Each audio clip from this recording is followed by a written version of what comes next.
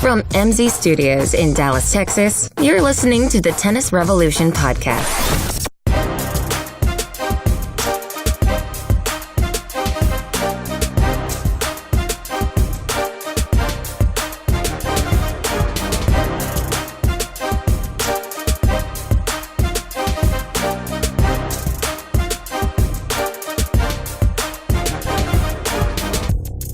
American tennis is saved. We did it. Time to shut the podcast down. We did it. I don't even know what you're referring to. Oh, well, now I got it. Took me that long. What? Tennis Sangren, is that what you're referencing? Well, not just, listen, first of all, his name is in his name. So, Tennis Sangren wins. No pressure. Yeah, among other things. Tennis Sangren wins Auckland, New Zealand. Did you know that? Well, I know because there's a tennis tournament there. That's the only reason. No, for crap's sakes. And more importantly,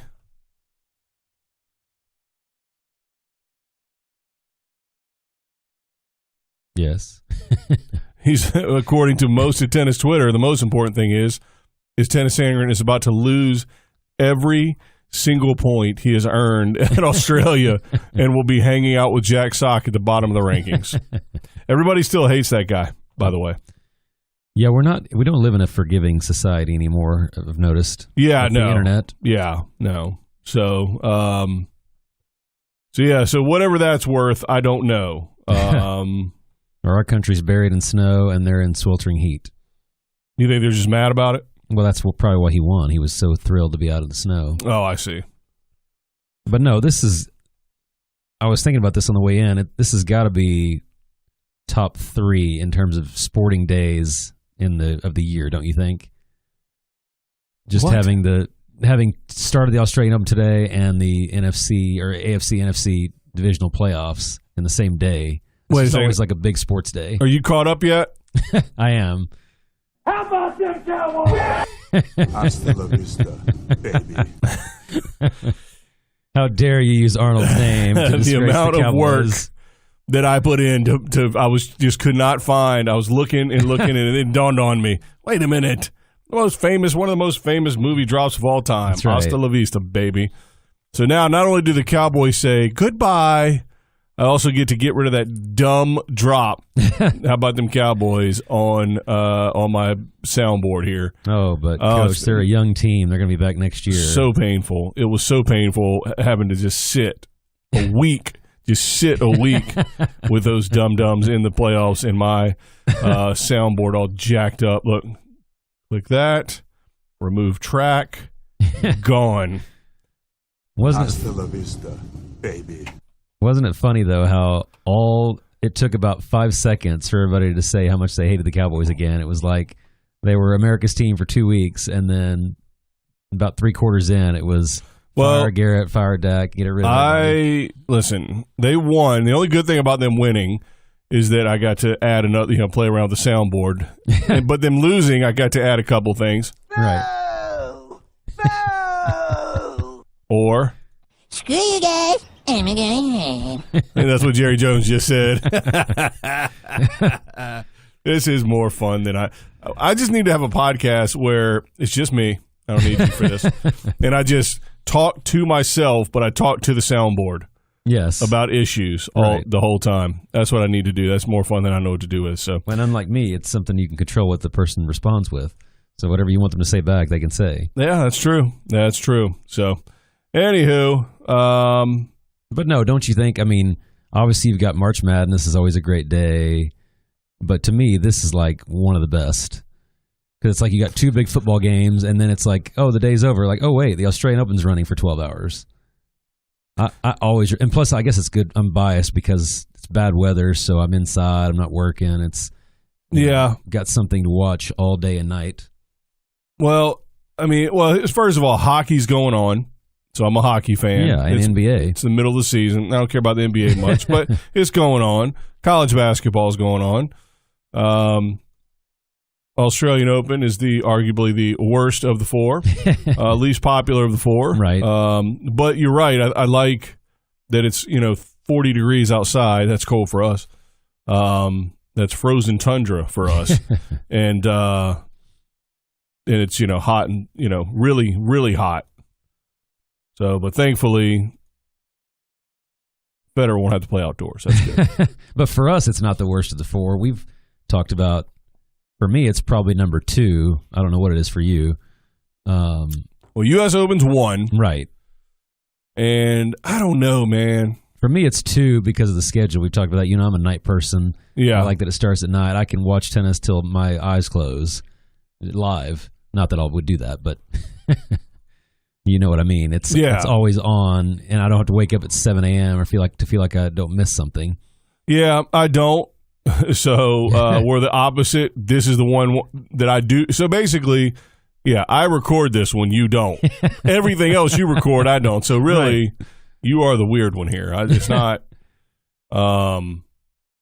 Yeah. So I don't know, man.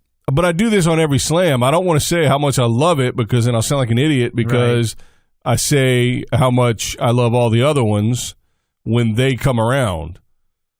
I would put French number 4. I would put French 4. I think I'm flipping Wimbledon in Australia. So Wimbledon's 2, Australia's 3. Yeah, I mean, that's tough. I mean, the only thing that annoys me about Wimbledon, and again, this is my personal, is because I'll be working all day. When I get off, it's over. So it's like I don't get the live feel of it ever. You don't watch anything live, and you're that's complaining what I was gonna say. About. But I'm 12 hours behind instead of 4 hours behind. I'll write it and we'll do it live. You do nothing live, and you're complaining that you can't do that live. So why don't you hate the NFL then? Because you haven't watched a live game since '87. And look what happened. I watched one live game last night, and look what happened. Oh, so I don't so do great. it. So great. I could have fast forwarded that garbage and not felt the pain. I was going to play the Cowboys track again, but I deleted it already. So all I can say, Jerry Jones. Hasta la vista, baby. Much like their team, it's already been deleted. Unbelievable. So, yeah. So I think it brings its own. They call it the happy slam, and I don't know why it's 40 or 30 degrees here, but and it's 140 there, so I don't know.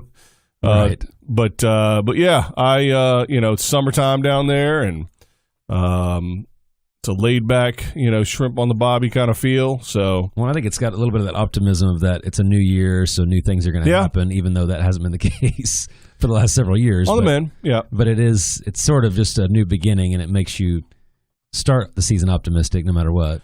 Now, how much of any of the other tournaments did you watch since you stay up until 2 and 3 in the morning watching live stuff? Well, this is kind of like dead week for me. Like I don't pay that much attention. I've when it's on, I've watched a little bit of it, but it's not top of mind. I'll put it that way. I do like to see a few people that haven't played as much or haven't been in the mainstream as much because the top players usually don't play this week, right? For the most part, so it's nice to see that. I did not see a minute of Tennis Sangren, our American hero, win, but I did hear about it. Yeah, yeah, and I was torn because he was playing a TCU guy. And I have a connection to TCU, so I was torn. The Cameron Norrie kid played college tennis, so. But, America. I mean, the downside is it doesn't mean anything for the future of American tennis. That's why I opened the show with American tennis is saved, because I'm an idiot, and I like to say dumb things. So Tennis Sangren winning is good for him, and I'm sure, 2 years in a row starting his year off with big checks doesn't hurt his prospects for the rest of the year. But I think tennis Twitter's probably on the money. He's about to fall off the Jack Sock cliff here. Yeah, I mean I don't know. I mean, it's tough to say. He never really had the same success because Jack Sock was top 10 in the world. Sangren had one tournament, literally one tournament. Right. And so I don't think anybody ever expected him to be. I just mean he's going to end up in oblivion. Yeah. At least Jack Sock has doubles, I guess. Hey. But they gave Sock a wild card, as we predicted. Yep. Sangren can play some dubs, right? Yeah. So, anyway. So, who but cares? He's not the greatest doubles player of all time, like Jack Sock. So, a couple of matches that you apparently decided to forego and fulfill your obligations to this podcast. Because getting here on time isn't one of them. Although No. today you nailed it. I did. Oh, It was no, pretty you good. didn't. Well, close. Yeah, close enough. So I'm 4 hours early. there we go. Yeah, actually, we're recording early today. So Sydney, they had a tournament, in case you're wondering. And why do I bring up these 250s? Because normally I don't care. But I saw some good tennis. I saw some really good tennis. Ash Barty lost in the finals in a tight 3-setter. And Alex de Minaur won in the finals in a tight 2-setter against Seppi. And I thought both of those results, looking at those players, is an indication on things to come for both of them. Well, and I was going to say that's kind of what we've talked about. You want because that's got to be generating buzz in Australia. Yeah, for the you're Australian Open. Right. One of your predictors of a good tournament is local guy or girl does well. Now the downside of that is generally, if you do really well the week before the slam, doesn't translate to, Not necessarily to, right. slam results. So, that's the bad part about that. But I would think it's got to make people more interested in going to Australia and watching those people. They were probably already pretty excited about both of those because they're already kind of stars. Yeah. But Yeah. But I mean, their continued growth and success, and just watching them play and compete. I mean, de Minaur is 12 years old, and he's like his whole body is as skinny as my arm. yeah, I mean, wait till he puts on some weight, and puts on some power. That could be scary. And Ash Barty's had a pretty steady right. climb, getting more and more confident. So she didn't win, but 6-1, 7-5, 7-6. I mean, Right. I think Kvitova is who she played in the finals. I did see a little bit of that match and again, Kvitova's another one that just sort of is completely in and out of the spotlight. I don't know what is going on with her. She's either in the finals or you don't even hear about her being in the tournament. So I don't know if that means she doesn't play or she loses first round. So Yeah. she's just the definition of a streaky player, I guess. Yeah. And obviously the fast, hot conditions favor her too. So we see her more in these, the hard court seasons. Yeah. So we'll see. She's, so Barty, so it'll be interesting following. And normally, like you said, I don't care about the lead up tournaments. They don't matter because not everybody plays. But since those two players have been rising, it's fun to see them win on their home dirt. Or, well, Barty didn't win, but she had success on her home dirt. So, Well, and as I've regretfully admitted, oh God, I do fantasy tennis, but I distinctly remember last year, Del Potro and Bautista Agut were in the finals of the lead-up tournament, and they had like a 3-set marathon. It was 7-5 in the third, and Bautista won it, and then Bautista proceeded to lose first round of the Australian because he was on my team. he won't this year. And then Del Potro lost second round of the Australian, so they had an amazing tournament leading up, played great, thrilling, and they obviously ran out of gas and both lost early. The old Corey Jinks. In fact, I may have had both of them on my team. Delpo, I think, maybe lost third round, but they both, I know for sure Bautista lost first round. So it just, I think for the men especially, to do that, play every day leading up, and then to go start playing 3 out of 5 sets, Might be tough. not the greatest preparation. Well, listen, if they would just do what we've said, push back the beginning of the Australian Open series to December, early December, Right.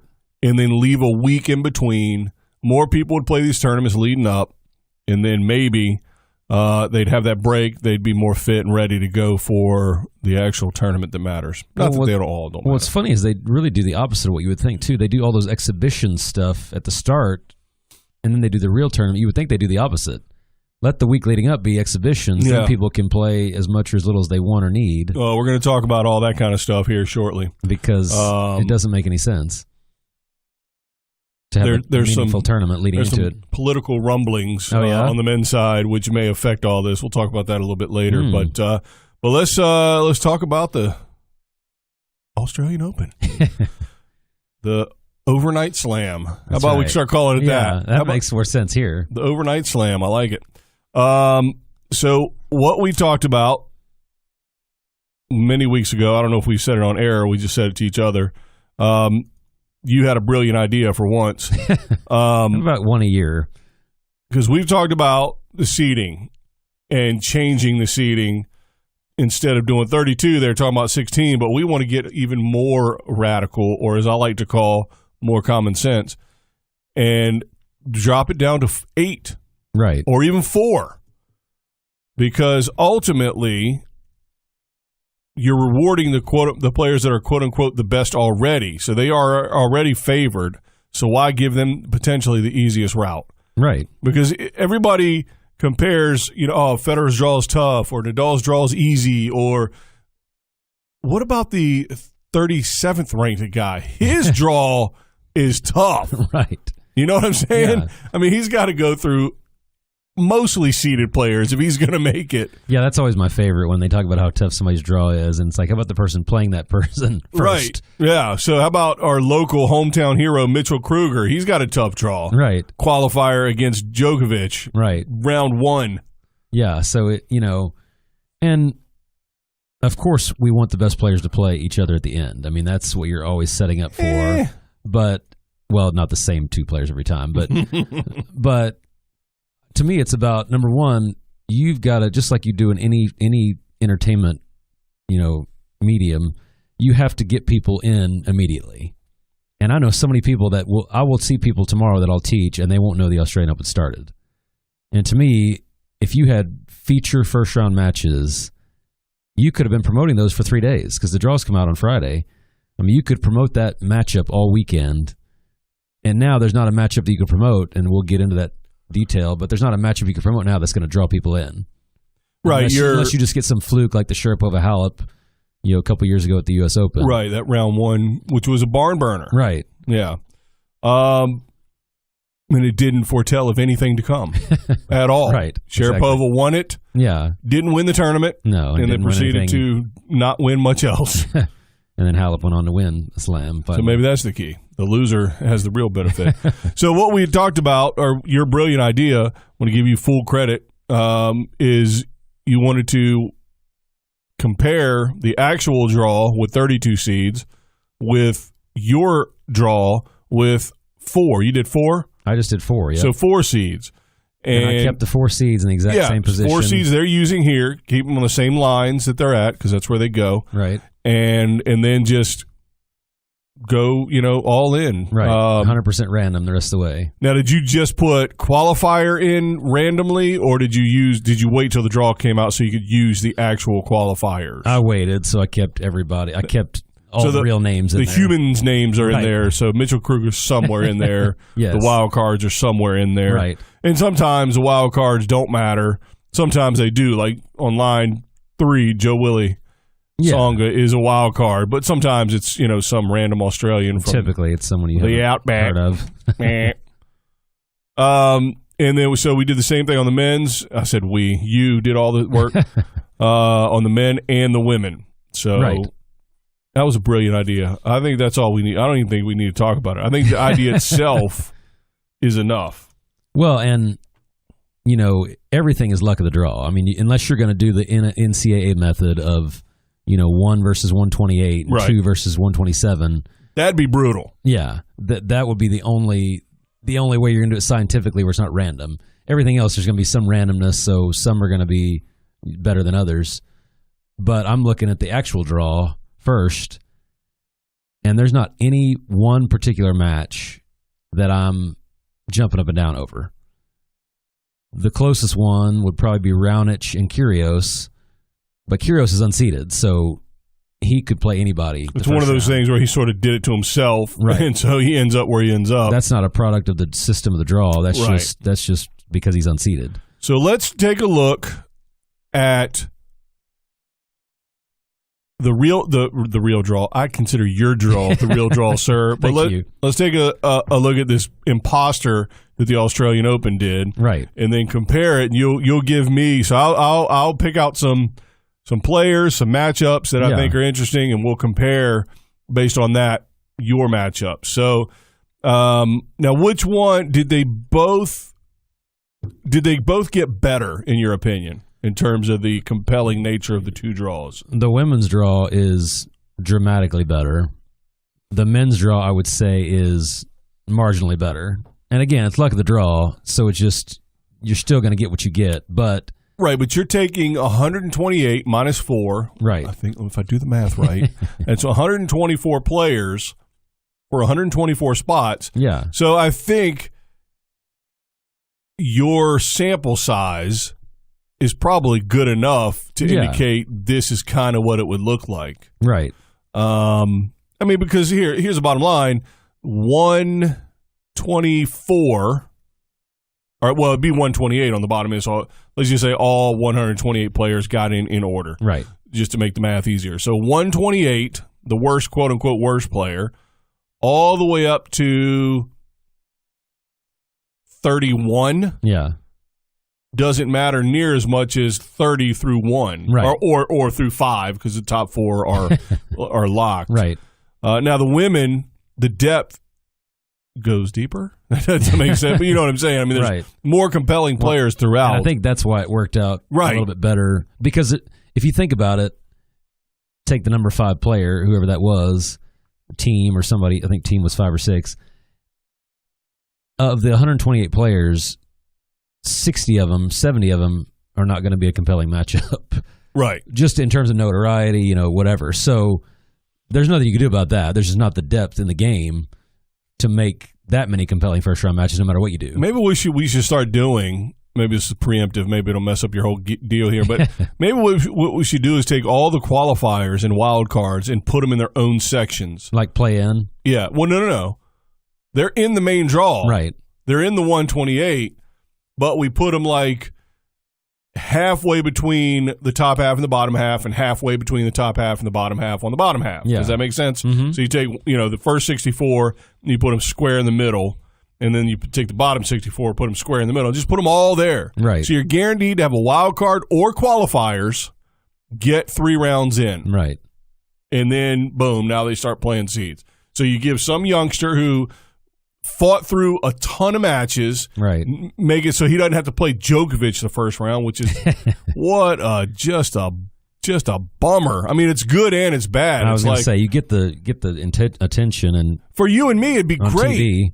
TV. We'd be getting autographs on changeovers, but this young fellow is trying to start his tennis career, and does this help? I don't know.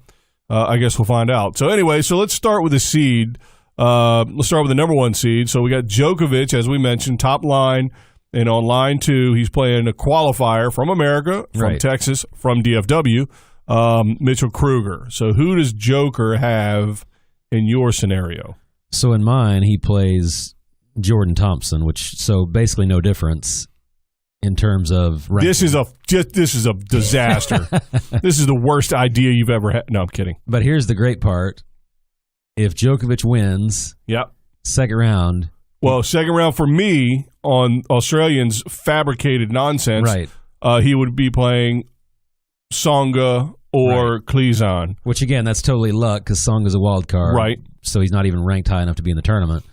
So that's just luck. But it would be Djokovic-Schwartzman on mine, round 2. Wow. And you can't find any round 2 match in the Australian that's as interesting as that, to me.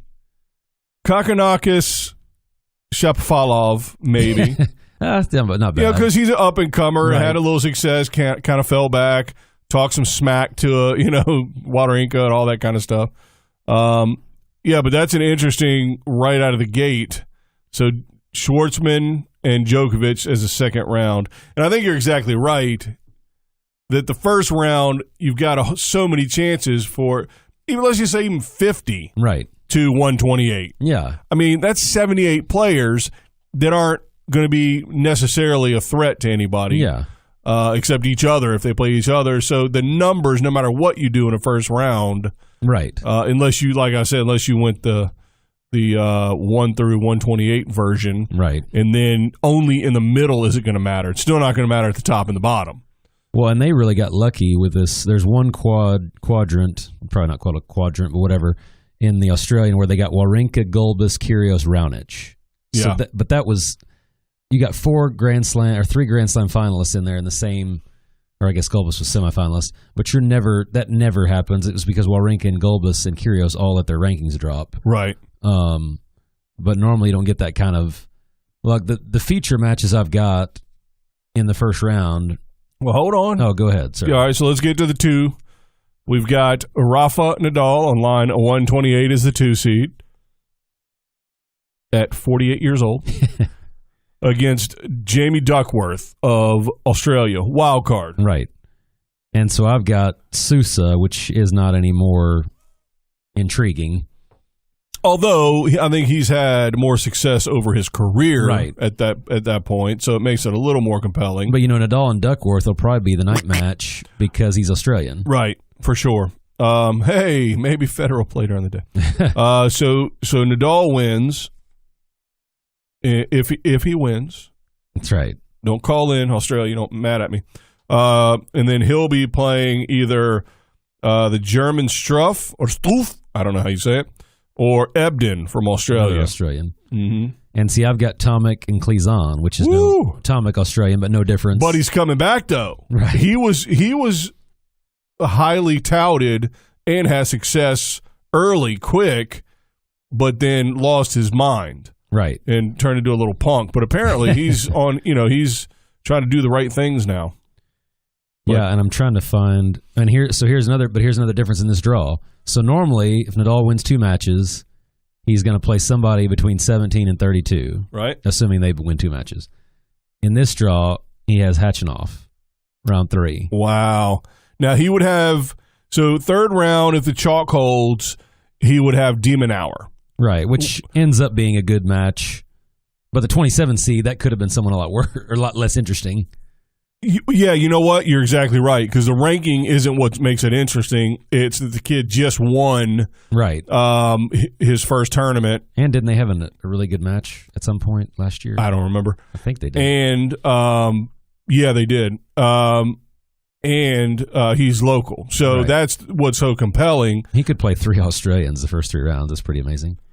So, But yeah, so I mean, the first round, like we talked about, is always going to be a crapshoot. But when you start getting rounds 2 and 3, starts tightening up. that's when the matches are going to be more interesting because we're not going to be able to watch every match anyway. If the women's is better than this already, I'm sold on your new format here. The women's, you're going to be shocked. Wow. All right. So looking out 2 to 3 rounds, Nadal, who was his second round opponent, did you say? Tomic or Klizan. Okay. Which again is still an unseeded pairing, Yeah. which is fine. Right. But again, there's only 32 seeds. So you know what? It doesn't matter if they're unseeded and Right. how good they are, because Right. the 33rd best player who's not seeded could be there as well as the 128. Yeah, that's what I mean. The unseeded players are going to even out. Right. Good point. And in a 128, you're going to have more unseeded than seeded, obviously, Right. regardless. Right. All right. So that was the 2 seed. And I think, again, the main key to remember, which it's kind of hard to do if you're not looking at it like, in the moment. It's hard to kind of visualize, but you start doing the math and looking at how they all shake out, Right. then it becomes a little more clear. And you're exactly right. The first rounds with 128 draw, the first rounds you've got to take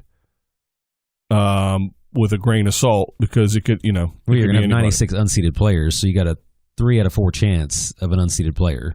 Right. Yeah, this does add to the fact that if you got unseeded, they could be better, Right. which makes it better.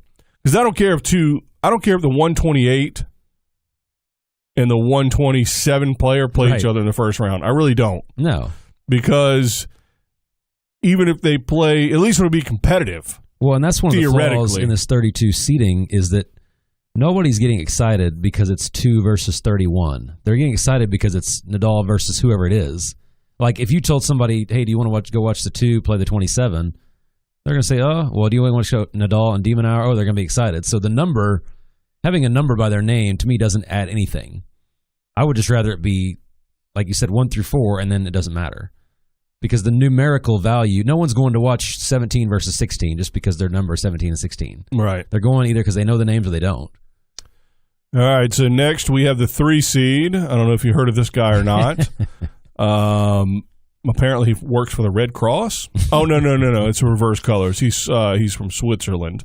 One Roger Federer. Okay. So he's playing Istomin, unseeded, obviously. And in mine, he's playing Zumher, who's also unseeded. But again, doesn't matter. That doesn't mean that was just a luck of the draw. So you could have had Istomin too. Right. Now, if he wins, he plays the winner of 2 qualifiers, Japanese player Ito or Dan Evans from GB. So can we agree that both of those are not interesting, but yet they're going to be shown from start to finish on TV? You mean Istomin or his second round? Yes. Okay, correct. And Zummer, that is interesting to us. I don't know how interesting it is to people that don't follow tennis heavily, but nonetheless, the second match, unless you're from Great Britain, and this is all you have left in your life, which we'll get to later as well. Everybody knows what I'm talking about, but not a lot of interest in that either. So what do you got for Roger's second round? I got the feature match of day 3, which would be Federer-Fognini. Holy hell! That's all we've ever wanted. Me anyway. That's my guy, Fognini. Who was yours? No, I thought yours was Benoit Paire. Mine was... That's right. Yeah, mine was Fognini. We'll get to Benoit Paire. I think he's a 4 seed. But again, so that's you already have your night match for day 3 or 4, depending on who plays first. Second round, Fognini. Now, is Fognini seeded now? He is seeded, so that would never happen in a normal setting. I don't know what his seeding is, but I know he's seeded because I remember that's why I marked it down. I am, if the Australian Open called right now and said, "Hey, listen, here's what we want to do. Can we patent this? We're gonna redo the draw with 4 seeds." I would buy a ticket today because for the women, because if this is not anywhere near as good as the women, I might start crying when you start reading out. And I'm not under oath, but this was not manipulated. I promise. This because I could have written any names I wanted and said, "Oh." Well, first of all, here's the deal. All right, first of all, the lack of effort you put into this podcast is so stunning, okay, that just doing this draw is incredible. So I know for a fact you didn't actually look up rankings and take all the effort to find out which players would be best. So it's not because not because your trustworthiness is because your apathy leads me to believe you're telling the truth. For me to do it once and not like it and redo it, that's not happening. I was stuck with it. Yeah. All right. So that is a humdinger. Fognini, Federer in the second round. Holy moly. And just above that, by the way, you got Verdasco and Pouille is the first round match. So they've got Pouille is seeded. Right. And so they would have to, and if Verdasco's unseeded, that could have happened anyway, and maybe he is. But that would be his third round. Wow. So again, it's just Verdasco and Pouille are both seeded, so they're playing each other first round. And people are going to say, well, they get screwed because they're 2 players seeded that are playing each other first round. Well, seeded players lose a third of the time anyway. So unseeded. So what does it matter? Exactly. They weren't good enough to win the tournament or make it deep regardless. Especially that low. Right. Because that's our whole point is that 25 to 32 is recycling constantly anyway. That's incredible. That is incredible. This is the greatest idea you've ever had. Yeah, so, I mean, damn, Fognini is the 12. Yeah, so you've got 3 versus 12 in round 2. Wow. Man. So people think Federer has tough draws, which he never does. But again, it's just adding interest. To me, it evens out the interest of the tournament through all 14 days. Right. Which should be good for the tournament. Agreed. All right, so, man, that is I can't wait to I want to quit and just go to the women's right now. But I'm not a sexist. That's right. I will treat the men equally. All right, so first round doesn't matter, and then so Federer's playing Fognini in the second round. Right. Do you have a third round for me? Well, yeah, that's who I mentioned, Verdasco or Pouille or that's why you brought them Agut. up. He's got 3 potential seeds he would play in the third round. Whereas the way it is now, it's 1 seed, and that seed has to win twice for him to play him. Right. So now he's got 3 potential interesting opponents. All right, the next seed you may know from his volleys. That was a good line. Yeah. Alexander Zverev is line 33. I wish he was known for his volleys. Yeah. No, he is. Just how bad that's what I mean. Is Zverev, and he is playing, again, unseeded, obviously. He's a 4, so that's fine. Who'd you have him playing? So he has unseeded, I think it's a qualifier. Moliker, I haven't heard of him. Yep. And round 2 is 2 unseeded players. So again, he's got 2 it still Frenchmen. works out. He's playing Humbert or the incomparable Jeremy. I thought he's retired. Jeremy Chardy. Yeah, he's getting up there. And so who would he have in the second round? 2 more unknown. Harris and Lajovic. Lajovic's Serbian. He's okay. So that didn't make a difference for him in this case. And that's still what we want, I think. Sure. We don't want a seeded player to get punished every single time. But some randomness to where it's possible. All right, so... But again, round 3, because then the math starts working against you. Well, right now, you got his potential third round if the chalk holds. Jack Sock. No. Jack Sock is down there. He's a wild card and plays an Australian wild card. And then the winner of that match will have to play Gilles Simon in the second round, and then I would expect Gilles Simon to get through to the third round, which is where he would see Zverev. Which is mildly interesting. But on mine, it's Dimitrov. What? So you got to. There are nobody else playing. No other matches. They're all terrible. It's like, is the rest of your draw wild card versus wild card? Well, that's what I mean. You're going to get a lot of crap matches, but those. But you have them now. And you're not going to watch this anyway. What's more of a crap match? Nadal beating some nobody 117 to nothing, or 2 nobodies battling it out. That's what I mean. Yeah, you're going to get, because with 128 players, we've got 40 crap players. Crap players. So I'd rather, relative to we got I'd rather them be thrown in randomly, than have to play number 1 and 2 and 3. So Zverev either plays at 29, right? Gilles Simon, or an unseeded player. No. Who's yours? Oh, Dimitrov. Dimitrov, and he's seeded what? Oh, like probably 9 or 10. Maybe he's dropped a little bit. I didn't write the seeds on this draw sheet, but he is not in the top 16. Oh, okay. You lied to me. So he could have played mathematically. He could have played Zverev under the current format. Yeah, I don't know why it only gives me the. Oh, he's 20th. Okay, there it is. So again, that means mathematically it didn't change it, because that could have happened. Right. But again, it's the only way that matchup happens is they both win 2 matches. Well, put it this way. You didn't lose anything by doing your seed. We're still a really solid match for Zverev in the third round. Yeah. Whew. Man. All right, let's go ahead and do the next seeds. So that was the 4. So KA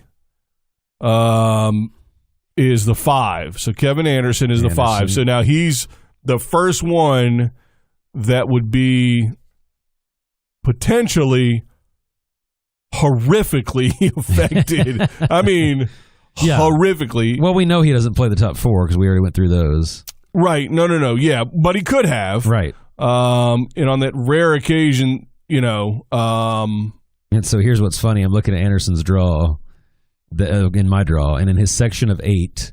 Well, he plays in the Australian Open version.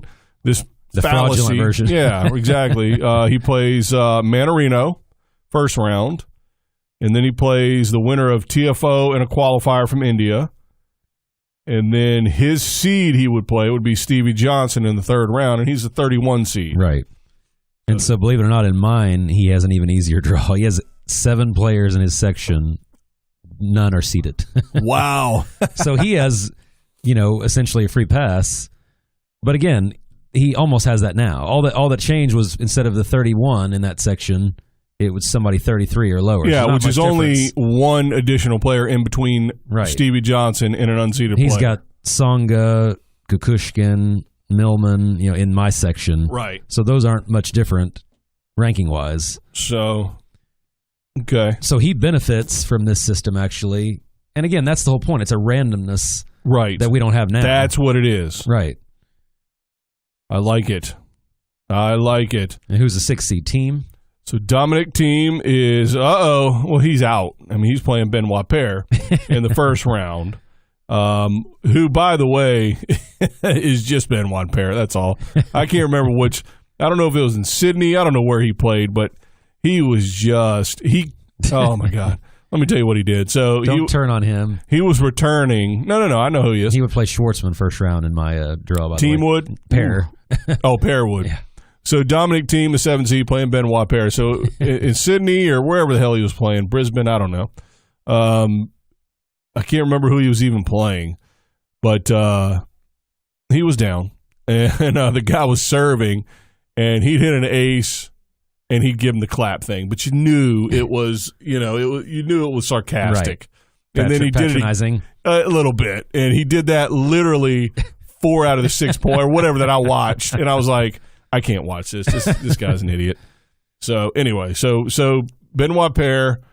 No, who cares who he plays? So Thiem plays Benoit Paire first round. No, I was just saying Paire plays Schwartzman. Yeah. Oh, Thiem, I'm sorry. Oh, in the real draw, he plays Paire. Yeah, in the real draw, okay. Thiem plays Paire. So who does he play in? So he plays Munar, which is essentially an unknown.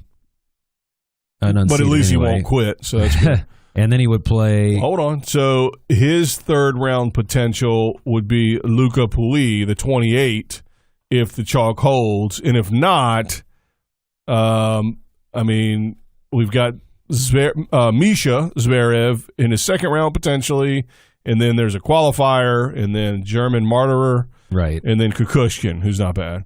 But Luca Pouille would be the good matchup. Right. So in mine, he's got Carreno Busta round 2. Woo! And I don't know if he's seeded. I don't think he's seeded anymore. But he's also got then kind of a similar. Oh, Carreno Busta 23 seed. Yeah. So there we go. A seeded opponent in the second round. Nice. Which cannot happen in the current format. Right. And then Simone in round 3 if the seeds hold. So again, not much difference. Thiem would play like 29 seed in the third round. So again, it would be a similar matchup to what we have now. Right, 28 versus 29. But he would have to beat 23 in the second round to get there. To get there, yeah. So to me, it's building a little bit earlier. Oh, that was a 7. I don't know how to count. I skipped Cilic. It's 6. So Cilic is on line 65 for the fraudulent Australian Open version of it, and he plays Bernie Tomic, Australian. Former punk. We'll find out if he's still a punk. That's his first round. So who does he have in your draw? He has Leonardo Meyer, so unseeded. Okay. But I think probably a better to push him than Tomic. But again, first round's random. He's unseeded. So his second round potentially will be either Rublev or McDonald. Now I think it'll be Rublev. Oh, really? You're not giving credit to McKenzie? And then third round, his seed would be 26 Verdasco. Although Rublev is pretty strong. Yeah. On hard court especially. Yeah, so on mine, he would play in the second round match the 19 seed Vasilishvili, who's kind of an up-and-coming. Wow. But so again, he would have to be the 19-seeded player in the second round to advance. And then ironically, the next section would be an unseeded because all 4 options are unseeded. Right. And that's going to be the criticism of this format is, what does an unseeded player deserve to get a third round and not play seed? Well, it's like that's not much different than playing a 30th ranked player. Why does a qualifier deserve to get in the second round if he plays a qualifier? Yeah, that's just how it goes. Well, why should a qualifier have to play the 1 seed? Why are you punishing him? Right. No, there is no punishing. And you get the way tennis rankings are done is by how far you get. That's how they decided to do it. It's not based on who you play. One guy gets to the third round and beats Federer and Thiem. One guy gets to the third round, beats 2 qualifiers. You still get the same amount of points. Right. That's their system, not mine. Yeah, that's a little right. All right. So that's the 7, the 5, the 5, 6, and 7, which I don't care that you play the seeded player second and then an unseeded player third. I think that adds another very interesting dynamic. Yeah. To not looking ahead of that second round match because you got some not scrub, but you know what I mean. Right. So all right, let's go take it out to the 8th seed, which would be Anisha Kori on the 32 line. He's playing a qualifier his first round. Who does he have in your draw? In mine, he's got Feliciano Lopez, which is unseeded. Again, that's a good matchup, but it's unseeded, so that could have happened in any format. Yeah, and by his third round, he'll play Cole Schreiber, unseeded for the second round, obviously. Yeah, and in mine, the only seed, I don't know if Cuevas is seeded, but I think he's another one of those sections where he's the only seeded player in his section. No, Cuevas isn't seeded. So again, he's got Monfils in his section in mine. But he's not. Oh, he's a 30 seed, so he's a 30. So he's got that would be the only seed he would play in his first 3 rounds, which is the same. Again, that's pretty comparable. Right. What I'm seeing is either comparable or better. Yeah. And so that hasn't been a situation. Anderson's the only one out of 8 where it got maybe worse. Yeah. What is and it only a little. Right. What's this cutoff on out of the top 32 seeds? What's the cutoff that doesn't matter? So let me read through the men's seeds. Novak, Rafa, Federer, 1 through 3, obviously. Cut off. I'm just kidding. Novak, cut off. 4, 5, and 6 are Zverev, Anderson, Cilic.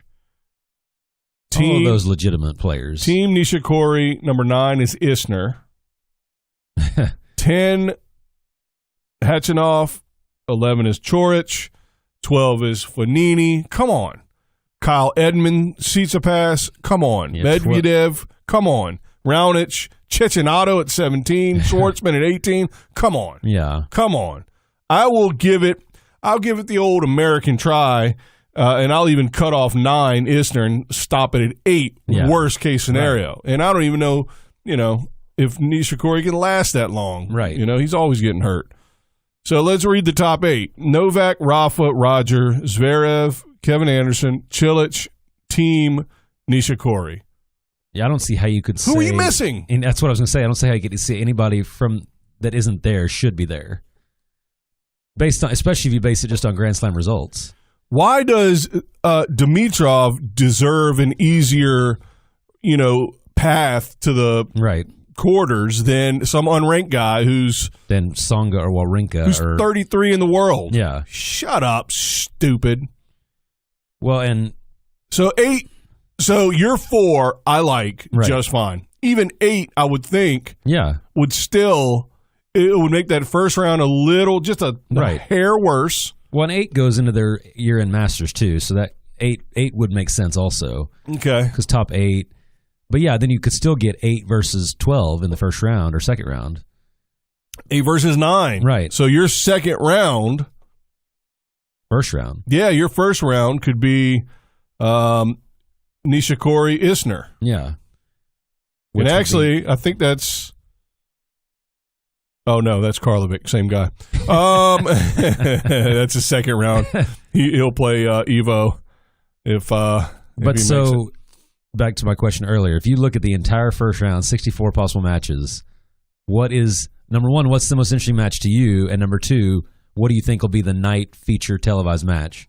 Well, I think you're right. On the bottom half, it's Nadal Duckworth. Just because he's Australian. Well, no, and it's Nadal. Well, yeah. I mean, yeah. you couldn't have. But I mean, that's not interesting to us, but it will be to them because he's Australian. Right, Berdych is an interesting match because he's been injured, so that's a different deal. Just because he's been, out for. Bautista and Murray after all that. Yeah, and that's not going to be We'll talk about interesting that once later. it's all said and done. How about this? How about roof must be open for this match? Isner Opelka. I don't want anybody to hit their head. Are they first round? Yeah. Oh, God. Talk about a boring match. Oh, Yeah. my God. I'll throw my TV out the I window. can't. Isner will lose that. Mark that down. Isner's losing that match. I'm calling it. Ooh-wee. It's probably already played by the time this is broadcast. Yeah, I don't know. It's I can't keep up with the time difference. But he loses to those kind of big servers because he's not going to break him ever, obviously. Right. So then it's going to be a tiebreak every set.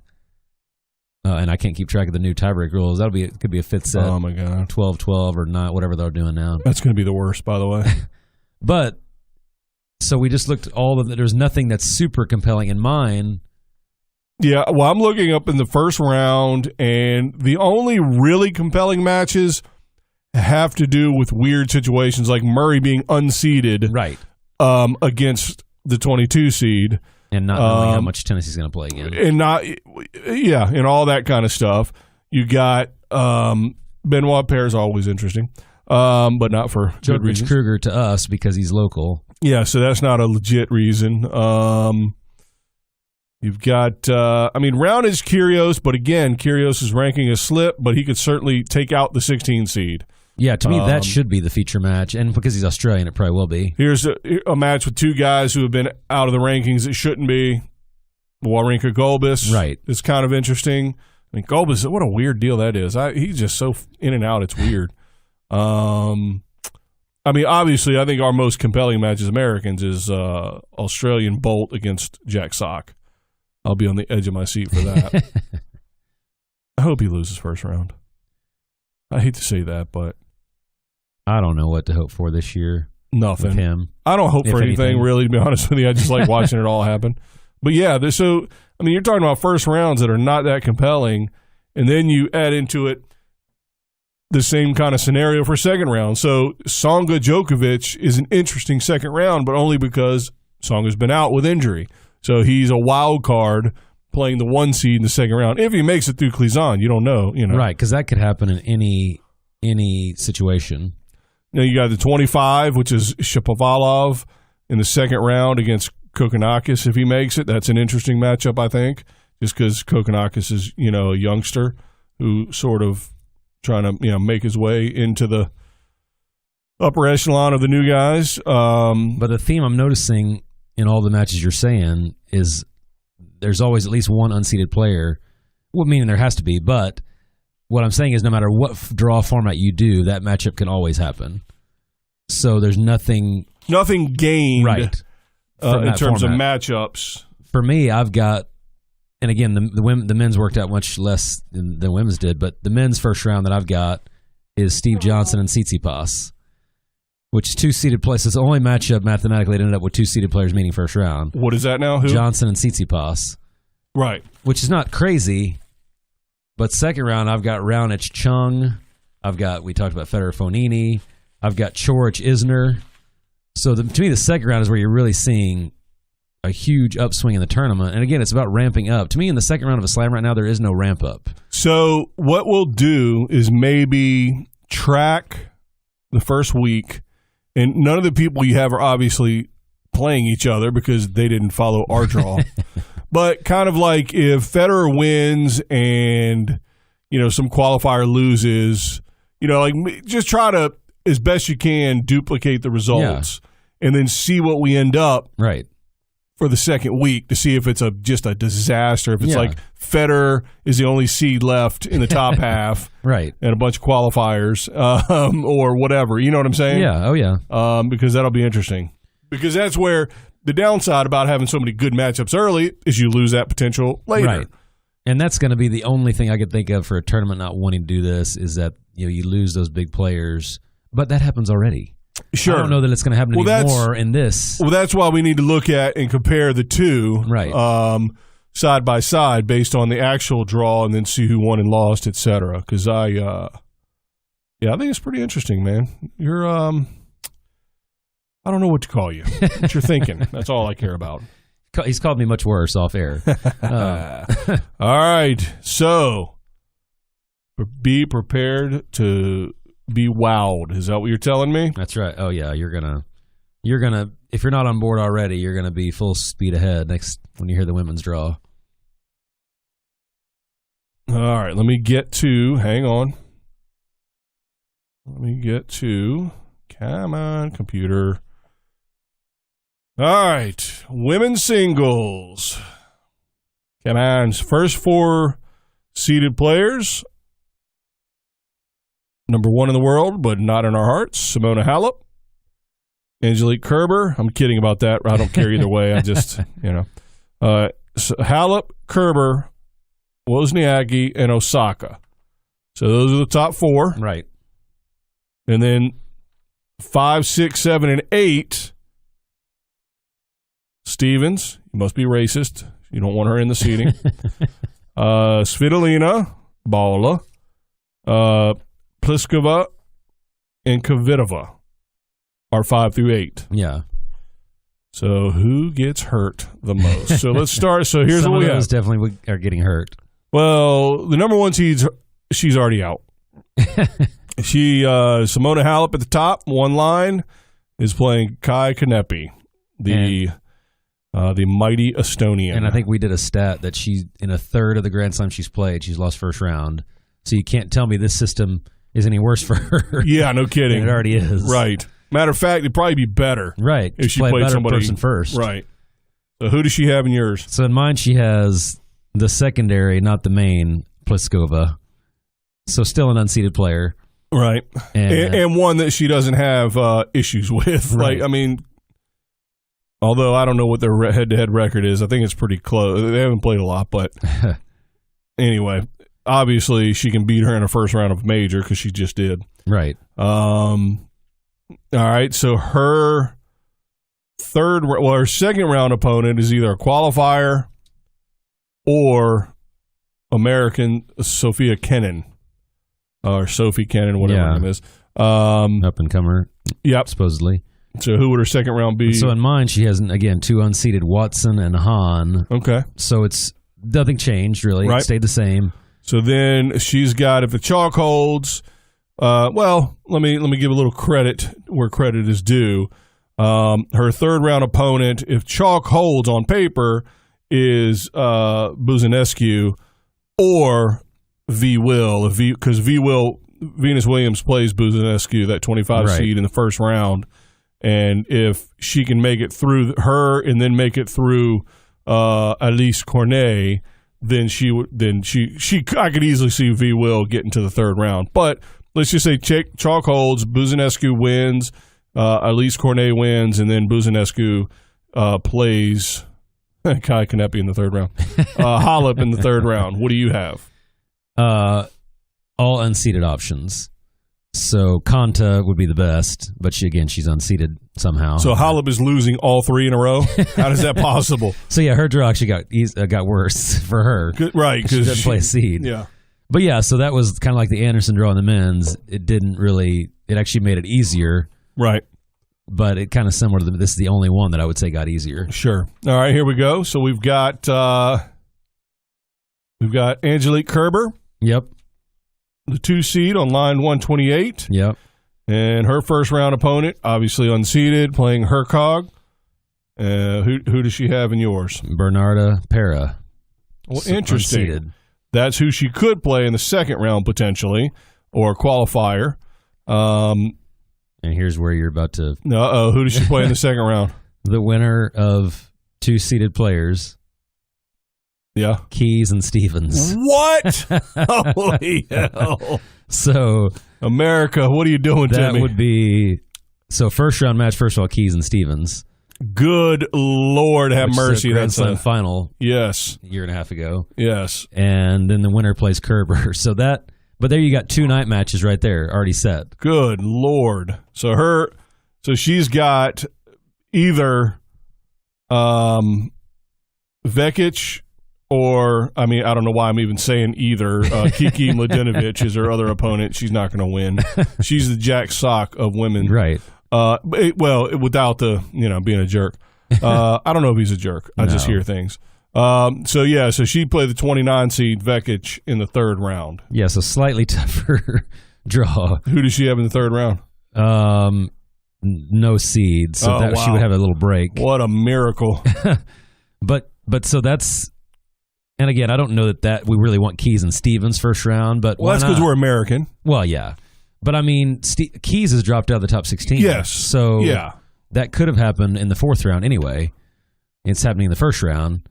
But to me, that's the beauty of this draw is that's a match. They could already be promoting that for the last 2 days. Keys versus Stevens, opening night of the Australian. That would have been huge. Sellout. I would rather see that than the seeded match of the 2 Kerber seed. and Pera. Yeah. Who wants to watch that? Yeah. Or Kerber and whoever it actually is. Oh, well, Pera's parents, probably. Wow. Kerber and Hercog. Nobody is tuning in if that's the one you're promoting. Right, that too. Holy or Halep, moly. So that's what I'm talking about. That's what can happen in this format. And yeah, we lose 2 of those 3 players by third round, but that's probably going to happen anyway. Yeah. Mark that down. We'll lose 2 of those 3 are going to lose before the third round. So anyway, probably. Keys, we'll just skip ahead to the 5 seed, which is Stevens, since you've already ruined her life by putting her against Keys, and then the 2 seed. Right. Her first round is Taylor Townsend, unseeded. That'll be interesting. Her second round is against Tamea Babos, probably, maybe. And then third round would be Martic. Yeah. The 31 seed. And so that's 3 uninteresting matches. Townsend's interesting because she's American and kind of resurfaced lately. Damn. But the 5 seed is gone. Gone. Holy But I think hell. the way you have to look at this from TV perspective, too, is you're only able to play a couple matches per round on TV. So you need to have 2-3 really good matches. Yeah, I don't care about the TV part, though. I mean, because I think... Well, I mean, that's part of it. No. Not the whole thing. It is, but if you design things based around the health of the sport and the level of competition and keeping it fair, the TV will come. Right. Because otherwise, you're just going to have an entire season of Laver Cups. Well, what I Cups. mean by TV is you can't watch 32 matches in a day. Right. Oh, yeah. So you've got to. So I would rather have 3 amazing matches and 29 mediocre than 20 mediocre and 12 okay. Oh, yeah. And right. maybe on the luck of the draw, one great one every once in a while. Sharapova or something like that. I'm with you because, listen, we decided, hey, let's do this and take what we get. Yeah. But, I mean... knowing that was a possibility. Sloane Stephens, a 5 seed, potentially in the first round, just because those two know each other, and hell, Keys won't have that freak out factor of the finals. And then if not, playing the 2 seed in the second round... I mean, you're either saying, to the 2 seed or the 5 seed. Hasta la vista, baby. That's tough. Right. That's tough. Am I willing to do that to make it an awesome draw? Well, let's find out. Let's keep going, and let's find out. So we've already lost Sloane Stephens. Let's just assume chalk wins. So we've already lost Sloane Stephens. Right. And Madison Keys, which, again, she's unseeded, so to be fair. All right, so the 3 is Wozniacki, and she's got unseeded, and her second round is unseeded. And so her third round is 30 Sharapova, which to me is only interesting because Sharapova. Right. Her personality, her personage, not her ranking. Right. Her hotness, her former ability, the hype that surrounds her, her stardom, all that. That's the only reason it matters to me. It doesn't matter to me because of the tennis. And sad part is that Sharapova probably won't make it to that round. Well, yeah, because she's got Cirstea probably. So who does Wozniacki have in the first round? Babos, who you just mentioned. Ooh. So unseeded. Unseeded, but a tougher unseeded, Right. which, again, doesn't matter. And then Kanepi or Schmiedlova, both unseeded. Wow, Kanepi. You know who'd be happy about that? Halep. And then 4 unseeded. So she's in a section with 7 unseeded players. But again... So she could get to the 4th round with an unseeded player. Right. But again, if you're playing someone in the 3rd round, they've won 2 matches. So to me, they're as good as a 28 seed that she would play, or like a 30 seed, like you said, she actually plays. To me, and that's usually what happens anyway. Yeah, how deep is the 32 getting? So Right. you end up with that. Yeah, the comparison in midweek next weekend is going to be pretty interesting. Yeah. All right, what do we got? Osaka. So we're done with that. Yeah, because she's basically is going to walk to the 4th round. Right.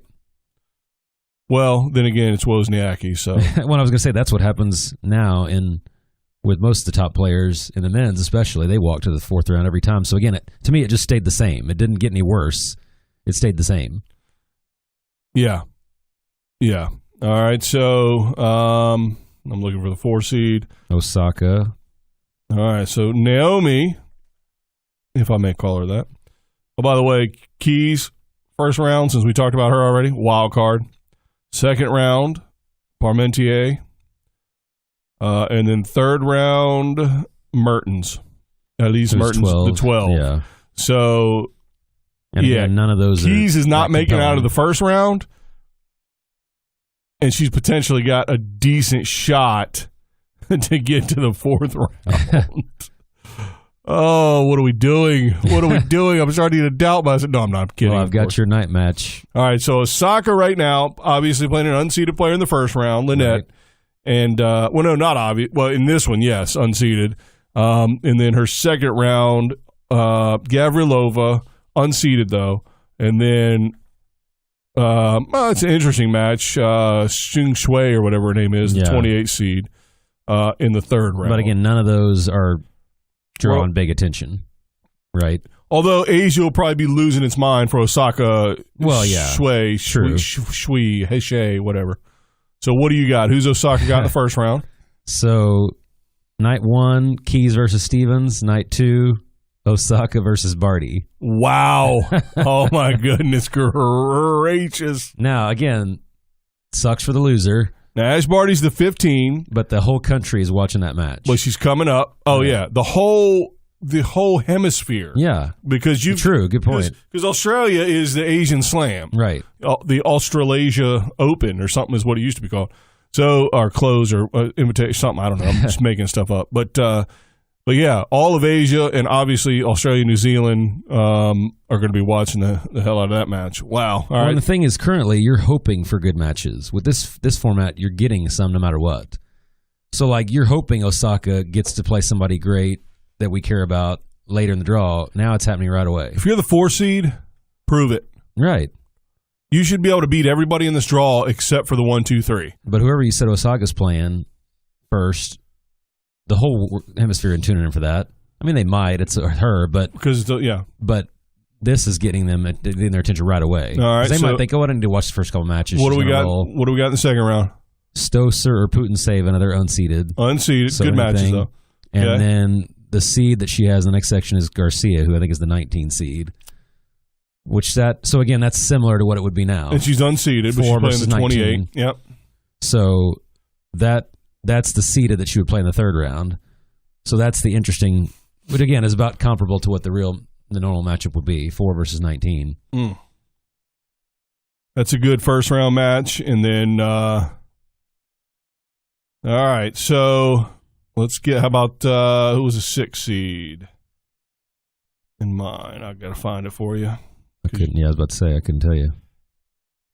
Serena's seeded, by the way. I've got her playing Zhang first round. She's not seeded in the top 8, so I figured I'd throw that in there. Yep. Still an unseeded player, so no change. Yeah, she's playing an unseeded player because she's Right. 12 or what is she? I think 16 or somewhere around there. 16. Yeah, so she's playing, she'll win her first match against Maria, not Sharapova, last name Maria. And then she plays Bouchard in the second round. Oh, that'll be a feature match. And But again, then- only because of name, not because of ranking. Right. Although Bouchard's coming back. Like I said, maybe she did deserve that payout from the USTA. Maybe Right. it was their fault. She sucked for the last year and a half, 2 years. And then so Williams in the third round will play Suarez Navarro in the third round. So who does Serena have in the third round against? Well, what are her 3 matches? Well, she's got, what did I say, Zhang first. Yep. I've got to find it now. I just was onto something else. I apologize terribly. Lynette and Dart, who are unseeded. Okay. And then she would have Hiseo, I think is a 20-something seed, or Azarenka, who's unseeded. So her draw didn't change much in terms of quality. Right. All right, so Elena Svitolina is on the 64 line as the 6th seed. She plays a qualifier, and then unseeded in the second round, and her third round would be Sibylkova, the 26. Which is somewhat interesting. So Yeah. in mine, she's got Alexandrova, who's unseeded, Okay. and then Kvitova, second round. Wee. So again, that's a big-time second-round match Wow. that is going to draw a lot of attention. Yeah, I mean, that's the 8th seed. Good Right. Lord. So that's 6 versus 8. What's her third round? Kontaveit, who I think is seeded, but I don't know what. I think she is. So that's the only 20. So Yeah. still, I mean, So that's a normal match, 6 Wow. versus 20. yep. So, I mean, there's conceivably it could happen where somebody could have to play 7 seeds to win the tournament. All right, we got, how about Petra Kvitova's the 8 right now? She's obviously unseeded first round, unseeded second round, but she could play Petkovic or Begu. And then her third round, the seed would be Barbara Strykova. So what is... Yeah, so in mine, she's got Kenin first, and then, like I said, Svitolina, and then she's in that same section with Kontaveit. Wow.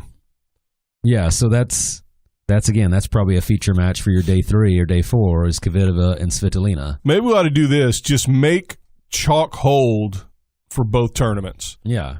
So, or you know what? Make chalk hold for yours. And what I mean by chalk is rankings too. Right. So just go through, or if you want to send me the bottom half of both or whatever, just send me the men or the women, and we'll just move everybody forward. Yeah.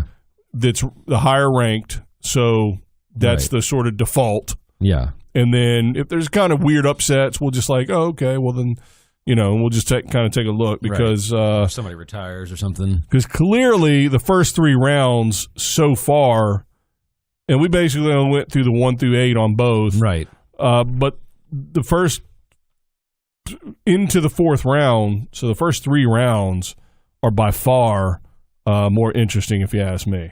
Yeah, just some other ones that I have here that I didn't mention. Sabalenka, Kazatkina would be first round. Oof. 2 seeded players. Well, let's so when the first round for the women, I mean, what the best matchup is. yeah, I don't the most interesting match. I mean, Halep and Kanepi just because of the history. Right, but not where Kanepi is. Yeah. Like you mentioned, Venus and Buzarnescu. Yeah. Stevens and Townsend, only because we're Americans. I think that'll be an interesting matchup. But that's what I mean. It's just hard now. We're going to get amazing matches. We know that just because of, drama and close score and all that. But well, we just need to make sure we have them in the second week too. Right. Because you don't want a hole in the draw somewhere. Yeah. Because mathematically, you could end up with a hole. I mean, you've got one section that there's 1 seeded player and 7 unseeded. But I was going to say we get that now. We get unseeded players in the quarters. That's true. In the women's more so than the men's. Yeah. But yeah, and this is not to be negative to tout my own draw, but I'm looking at the draw and there's not a match. I'm just, man, I need to find out when this is on so I can watch this. Oh, in the regular in the draw, first round. Yeah. Right. Which is I'm not seeing it. And that's what's frustrating is you get Who does Camilla Giorgi play in your first round? See. Like, what's her first 3 matches? Yeah. Is she seeded? 27. Yeah, so she would play Tomljanovic first. Okay. And then Suarez Navarro second, who's a seed. That's tough. Yeah, and then she would play Mertens, who's the 12 seed. Right. In the 3rd round. Oh, yeah, so the matches I was mentioning in mine, first round, you would have, we obviously know we'd have Keys, Stevens, Osaka, Barty, but you also got Sabalenka, Kazatkina. Right. And then Sevastova and Bertens. So that it just randomly worked out where there was a few seeds. But then second round, we talked about Muguruza, Ostapenko, second round. Wow. Nice. And so it translates, again, it's just about evenly dispersing. But there is, like you said, there's one section of the draw where it's a little bit weaker and there's not a huge number of seeds. But that I look at that as opportunity for someone. I mean, well, to me, here's what it boils down to. Nobody deserves an easier match to the finals. Not even the one in the 2. They're already the best, supposedly. They're already the 1 in the 2. So you're giving them an extra benefit unrelated to the tournament they're in. Right. They didn't do anything yet in the Australian Open 2019. Yeah. So you're just handing them because of past experience. Here, let's make it a little bit easier on you. Yeah, and the only sport you can compare it to where they do that would probably, I guess, be the NFL when you get those buys for being the best. Right. But, in the game itself, you're still not getting an edge. As a matter of fact, it's the opposite. So the Cowboys, as great as they are this year, I mean, but honestly, they won their division, even though they suck. They're going to have a first place schedule next year. Right. So that'd be like if Federer played. True, good point. If Federer finished the season at 1, then he would come back this season and have to play the toughest draws every week. Unseeded or whatever. I mean, that would be the equivalent. You're right. They compare it to tennis, they kind of let the unseeded play the unseeded the next year and make the seeds play the seeds, kind of what you were talking about. So here's the thing. Every team in the NFL, there's only 32. Whereas there are now 750, not 1,500, but a whole other issue. Professional tennis players. And, there's 128 that are getting into this draw. So it's a little bit trickier because, some, quote unquote, don't deserve to be there. You know what I mean? I mean, that I don't want to sound like a jerk, but to me, the only way to get around that is make it a 64 draw. If you think they don't deserve to be there, then it shouldn't be as big as it is.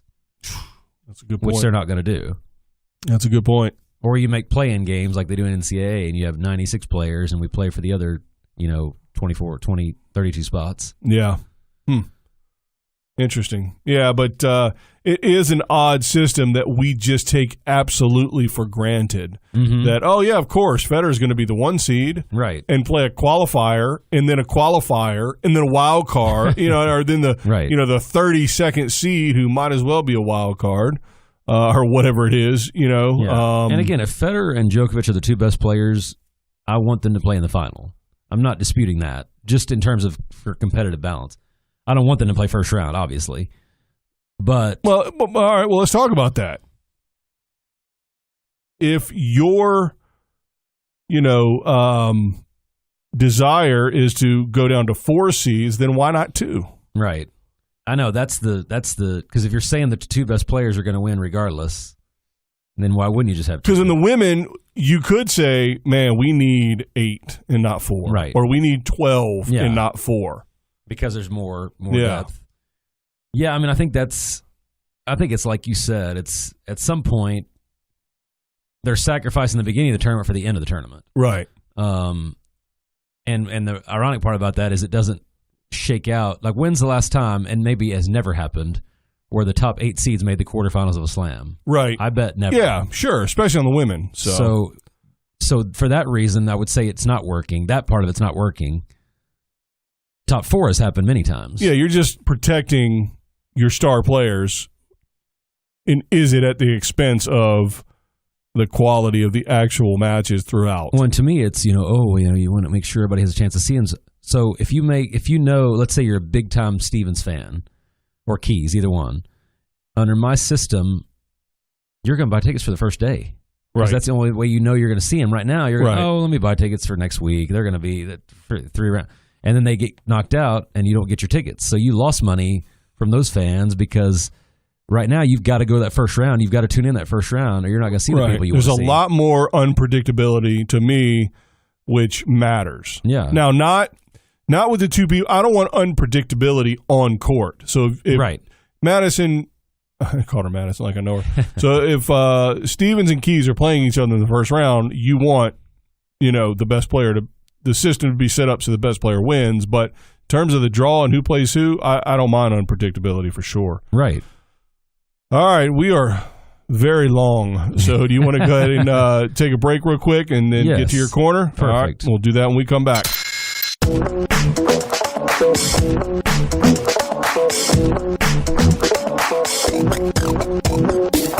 It's time to join the revolution. Go to our website, tennisrevolutionpodcast.com, to get the latest episodes, email us your questions and comments, or give us show ideas.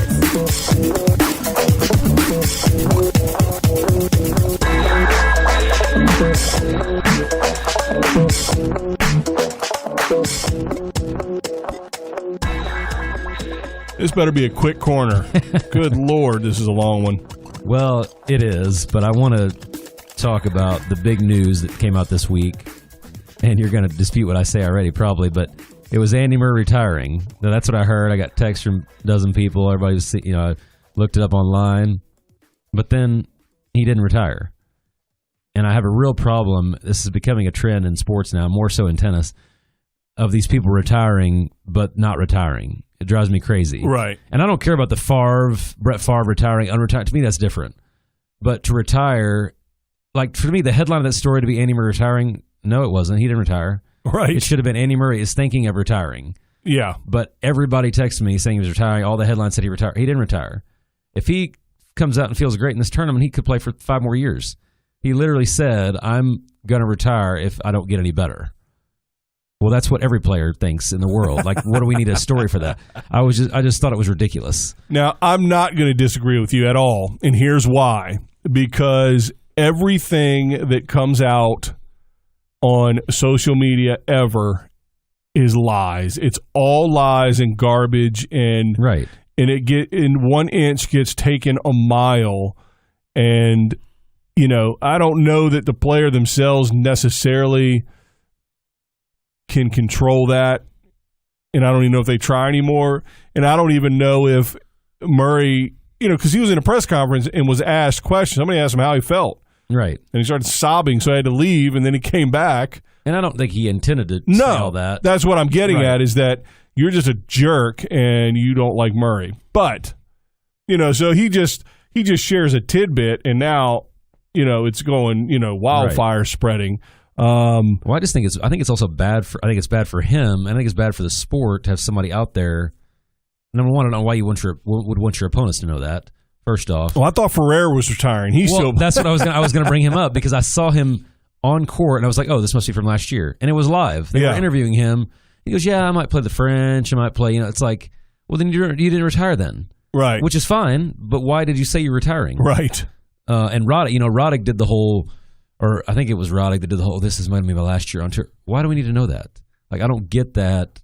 Farewell nonsense. Yeah, I don't. Because they want to be doted over for a year by every tournament. But to me, I don't know. I just don't understand. I've yet to see a player it's ever benefited. I'll put it that way. Well, here's the thing. Here's why I don't need to hear that crap, because not from you, but from players, because I don't even care about players individually anyway. Right. I'm a tennis fan. Now, do I want to see players play at a high level at the same time against each other? Yes. Right. And the more top-tier players that leave the game, is that less likely to happen? Yeah. So what I want the most is lessened if Murray-type players retire. Yeah. Right. So that's one reason, will he still interject and say, well, Serena Williams might have something to say about that? Well, yes, of course he will. Oh, I also hated having to read how he was a champion for equality, reading all his, his tennis obituary already when he's playing for 6 more months. Right. But it's just a farce, because if he finishes and he makes the quarters of the Australian and makes the finals of Indian well, he's not retiring. Right. That's why it wasn't a story. It literally was not a story, because I told my wife he's retiring, and then I had to tell her later that, oh, he didn't retire, by the way. He's playing for 6 more months. Like, he's retiring, but he's still playing. It doesn't make any sense. The fact that was dominating tennis headlines irritated me, because you can't retire and keep playing. That's not retiring, by definition. Right. It's the opposite. If you retire and come back, that's different. That I don't have a problem with, because then you retire and you decided to keep playing, which I guess is what Ferrer did. I don't know. But, yeah, like that, I didn't understand why that became a story. It was like, oh, we need something to talk about before the Australians, so let's talk about that. Let me just say that I was probably the first one to send you a text to say Andy Murray's retiring. So let me just say, missed it by that much. There we go. Can you name? Missed it by do you know what that's that from? much. I don't. Well, first of all, tell me whose voice it is. Well, maybe that'll give it away, or maybe you don't know. Missed it by that much.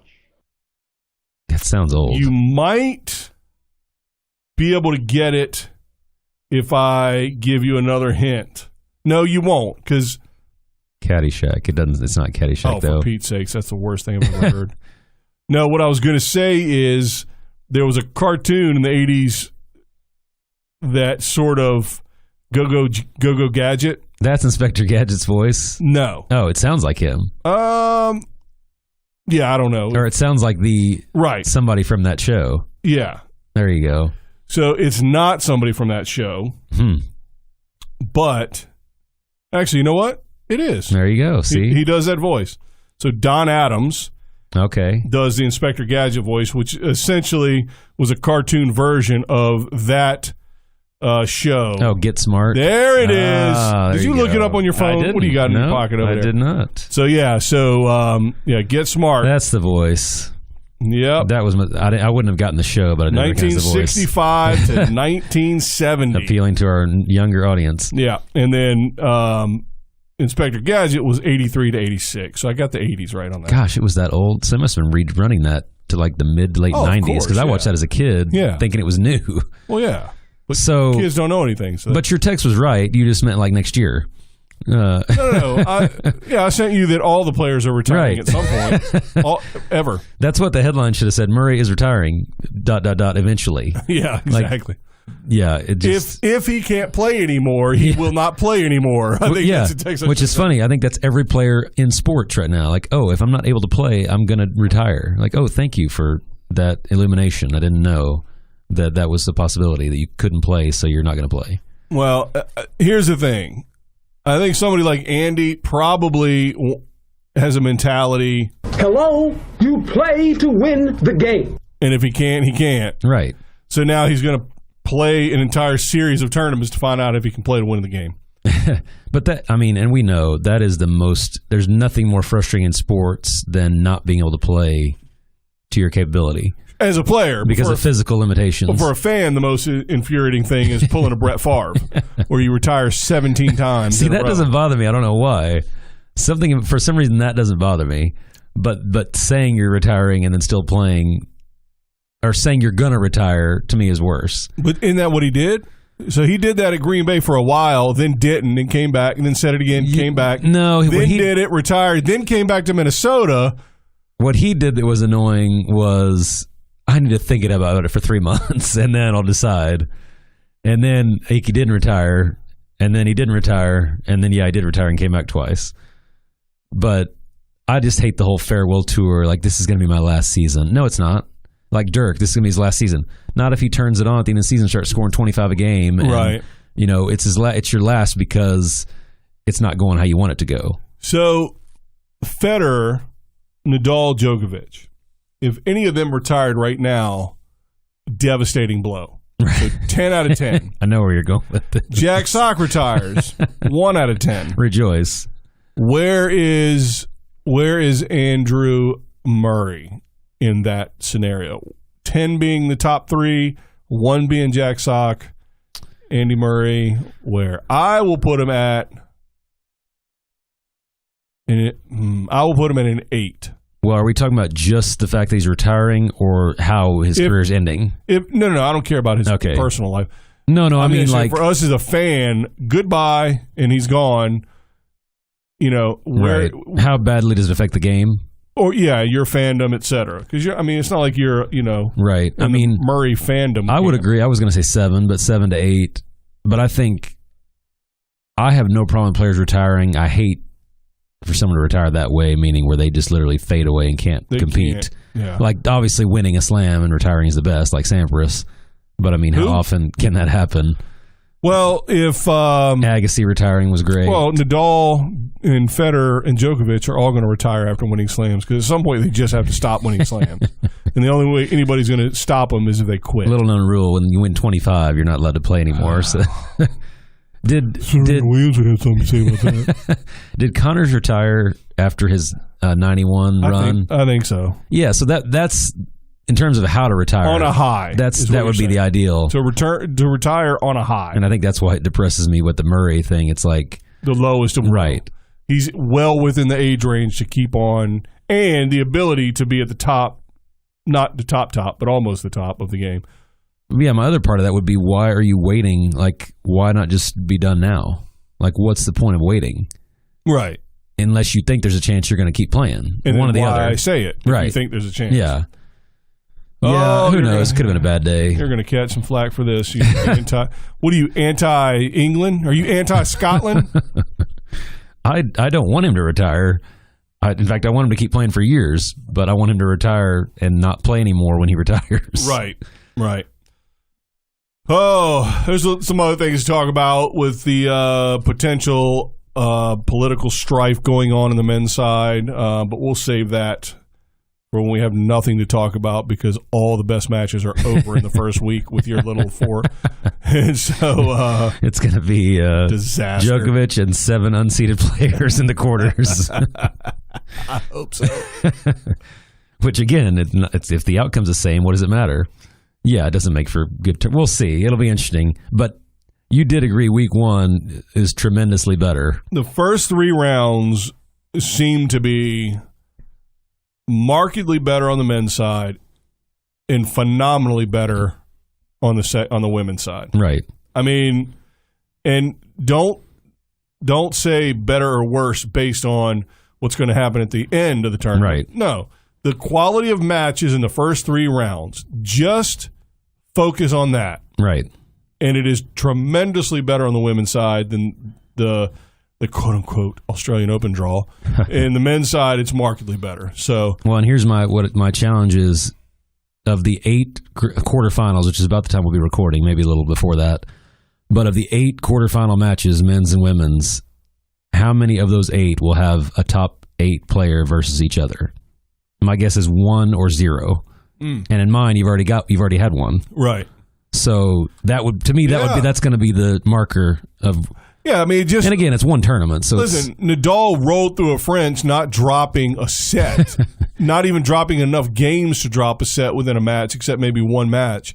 So clearly a horrific tournament happened in that regard. Yeah, that was a horrible tournament. And at the same time, there's maybe no draw that would have made that better.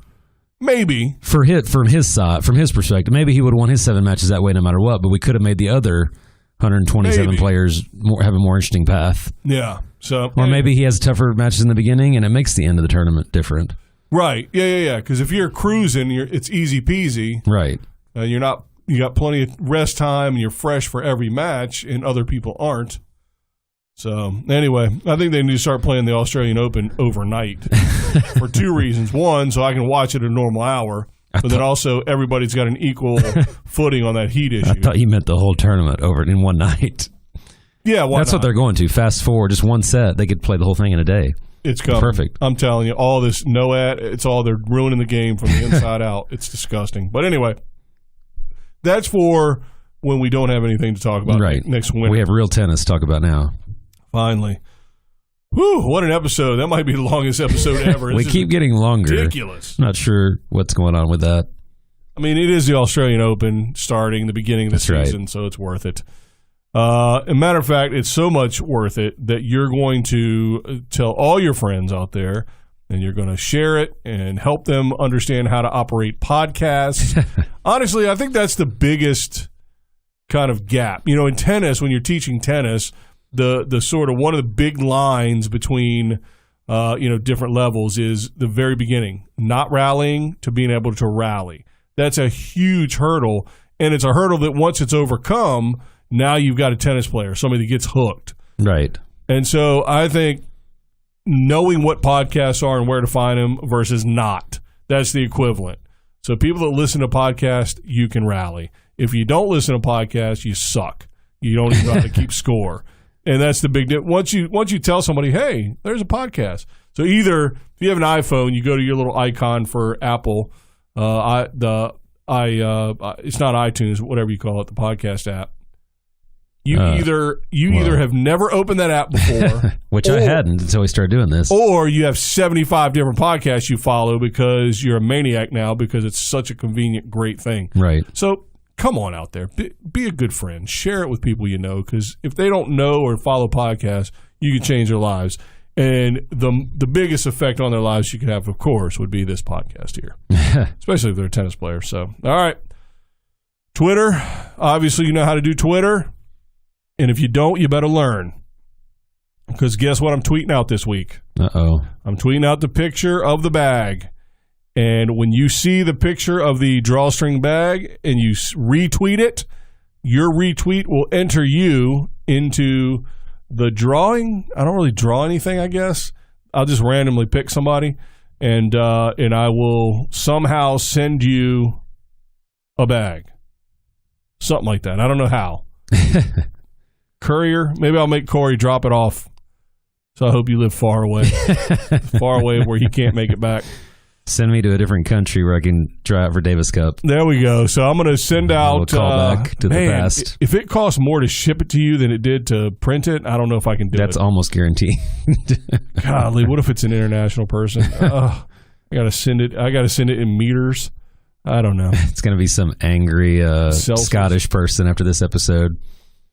How dare you? Yeah. So anywho, so I'll be tweeting out a picture of the bag, retweet that, and then you will be in a drawing to win that. I'll pick somebody randomly who did retweet that tweet. Now you can retweet other tweets, so I don't care. Retweet the picture of the bag, little drawstring, backpack thing, and that's the one that'll get you entered. And I'll pick randomly, and then I'll just contact you somehow. I don't know how. I really don't know how to do these things. I'll tweet who the winner is, and then you can whatever. And I guess maybe I can follow them, or they can email. That's what they do. They'll email the address to me. All these things. So yes. So if you haven't done it already, first of all, you're a maniac. and you're a failure. But now you've got a real good reason, and that is to follow us at Tennis Rev Pod on Twitter. Now, if you're not into these silly games, into this nonsense, I understand. You can just follow us on Instagram, and it's the opposite. You will get no nonsense from us whatsoever. So follow us at Tennis Revolution Pod on Instagram, and you will get nothing from us. Nothing.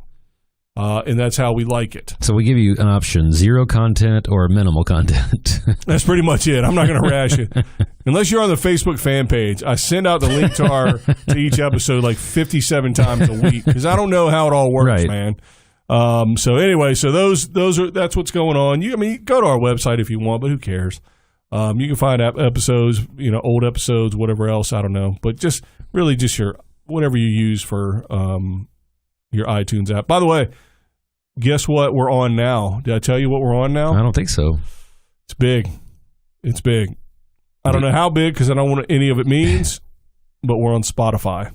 Oh, you may have told me that. You've heard of that thing, though. I have. See, I'm not hip enough to use it. I don't even know what it is. It's how most people listen to music nowadays, apparently. Really? The term nowadays is such an old guy thing to say, too. Yeah, but nowadays also means a week ago is not nowadays in this day and age. I think it's Pandora and Spotify are like the two that people okay, use because I listen to music. Pandora. Okay. I don't know which is more popular or newer, but... Well, once people find out I listen to Pandora, then obviously Pandora will jump. Right. All right. Clearly, I've had enough. Have you? That's it. I'm ready to go home and watch tennis. You got anything else? Nope. Thank goodness. All right, so do all the things I told you to do. Enter the contest. Get ready. This tennis season is finally here. And I didn't even mention Eugenie Bouchard. I can't wait to watch her She's play. back. So, yeah. So, if you've got nothing else, until next time, thanks for listening to The Revolution. Bye, guys. Good luck, Maria.